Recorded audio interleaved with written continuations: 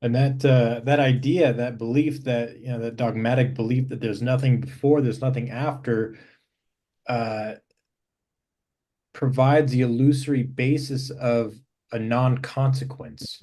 So it does allow people the ability to believe, do as thou wilt, and there's nothing after death there's no repercussion, no karmic repercussion or judgment Right. to be instilled upon you. So it's, as soon as you're done here, the cord's pulled, the plug's taken out, and that's it.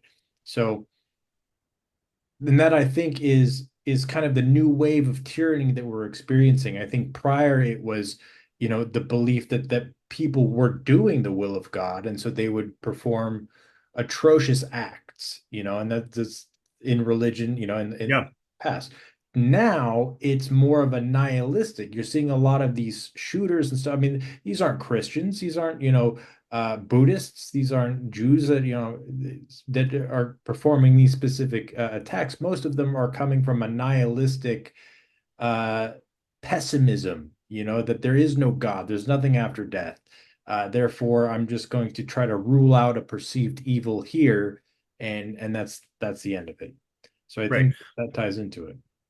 Right. Right. So the what we've been used to is the horrors that come about through um, Jungians would talk about inflation, but really it's the belief in infallibility. It's the belief that, well, I know this certainly, and I know it's certainly coming from my God who is perfect and justifies this action regardless of what it looks like to me, and therefore you have infinite justification for anything, just about.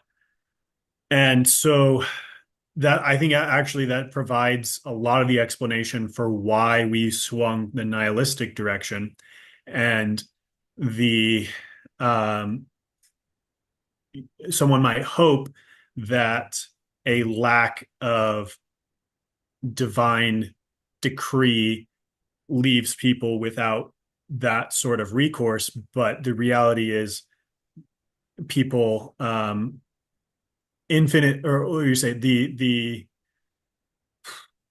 opening up to do as thou wilt, this, and you might think of that as like infinite freedom. There's sort of a contradiction there with the infinite finite view, but still just complete freedom, you might say. Well, it turns out complete freedom is doesn't seem to be what we're actually looking for. Um, and or you might say complete freedom is really complete freedom. It's freedom to go shoot a bunch of kids, and like, well, no one in their right mind would want that, of course not. But if you want to stay in your right mind,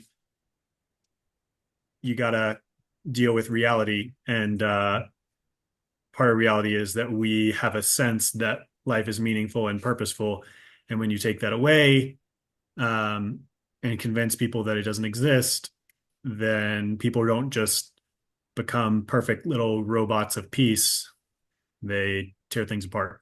Right. Um, Chaos.